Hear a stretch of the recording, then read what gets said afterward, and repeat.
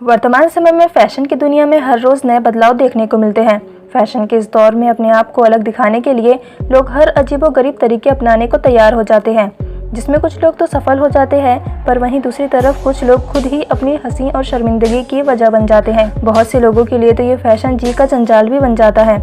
अगर हम इतिहास की बात करें तो हमें उस दौर में भी ऐसे ही अजीबोगरीब फैशन ट्रेंड्स देखने को मिल जाएंगे, जिनमें से कुछ फैशन ट्रेंड्स तो अजीब होने के साथ साथ खतरनाक भी थे, जो कि हजारों लोगों की मौतों का कारण भी बन गए।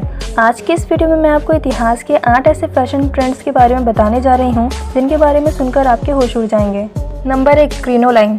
क्रिनोलाइन 19वीं शताब्दी के मध्य में इस्तेमाल किया जाने वाला एक तरह का हुप स्कर्ट था। क्रिनोलाइन लंबा और घुमावदार होता था। इसे ज़्यादा चौड़ा और मोटा बनाने के लिए कपड़े की बहुत सारी लेयर्स के साथ सजाया जाता था। लेयर्स को गोल आकार में रखने के लिए इनमें स्टील या लकड़ी के हुप लगाए जाते थे। कहते हैं कि इसे पहनना बहुत मुश्किल हुआ करता था। क्रिनोलाइन कॉटन या लिनन के फैब्रिक से बनी होती थी, जिसमें आग जल्दी पकड़ने का खतरा भी बहुत होता था।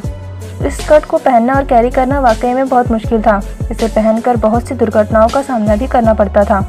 क्रिनोलाइन पहनने के बाद महिलाओं का किसी भी वाहन में बैठकर सफ़र करना नामुमकिन था।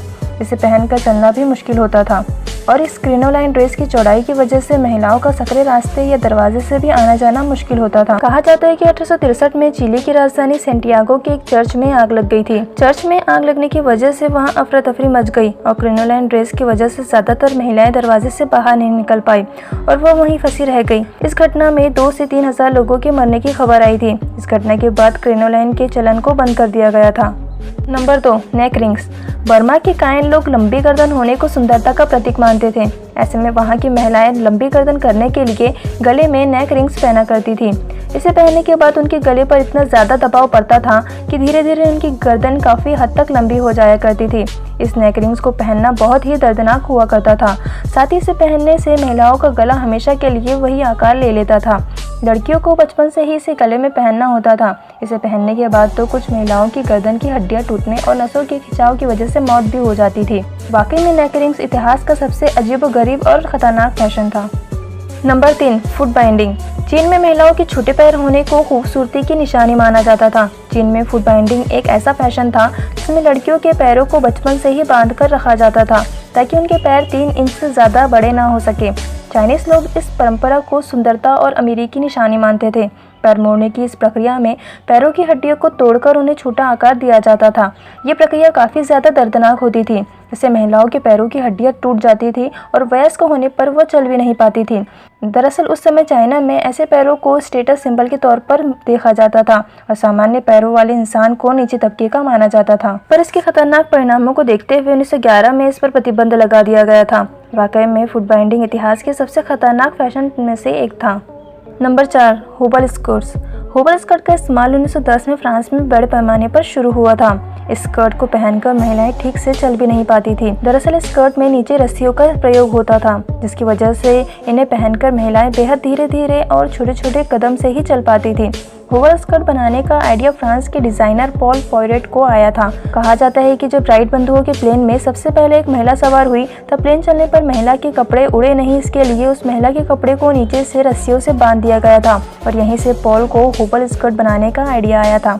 ये बहुत ही असुविधाजनक और खतरनाक पोशाक थी, लेकिन फिर भी महिलाओं में इसे लेकर बहुत क्रेज था। ये पोशाक काफी लंबी और टाइट होती थी। इसे पहनने के बाद महिलाओं के गिरने का खतरा भी बना रहता था, क्योंकि इस पोशाक में पैरों के पास रस्सियों को बांधा जाता था, जिससे कि यह बहुत ही टाइट हो जाती थी, और अक्सर इसे पहनने के बाद महिलाएं कई तरह की दुर्घटना का शिकार भी हो जाती थी।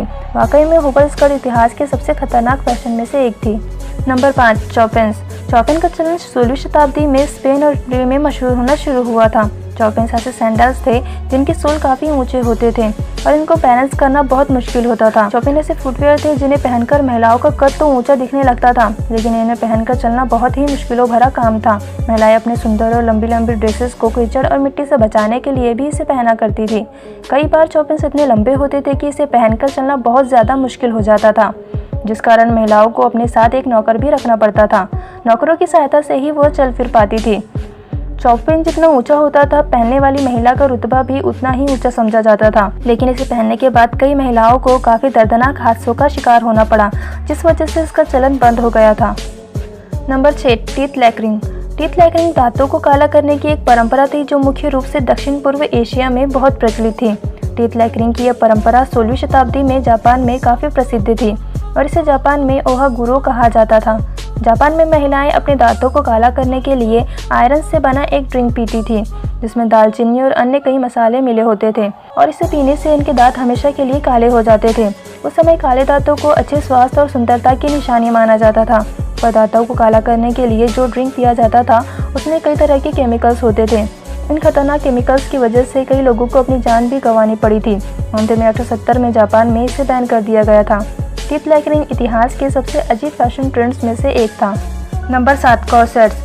कॉर्सेट एक तरह का अंडरगारमेंट होता था जिसे बॉडी को शेप देने के लिए पहना जाता था। कॉर्सेट को बनाने के लिए स्टील या लकड़ी का इस्तेमाल किया जाता था।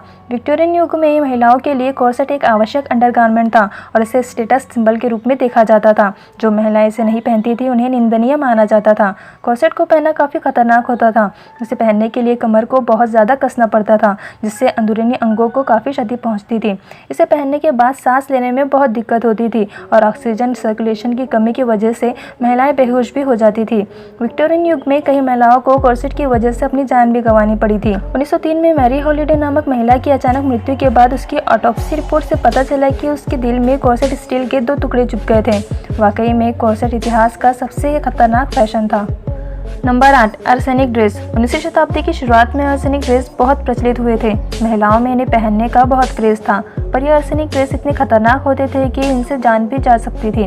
दरअसल उस समय कपड़ों को जिस रंग से रंगा जाता था उसमें आर्सेनिक नाम का एक जहरीला केमिकल मिला होता था जिससे ड्रेस को बनाने वाले और पहनने वाले दोनों की मौत हो जाती थी। आर्सेनिक को पेरिस ग्रीन के नाम से भी जाना जाता था।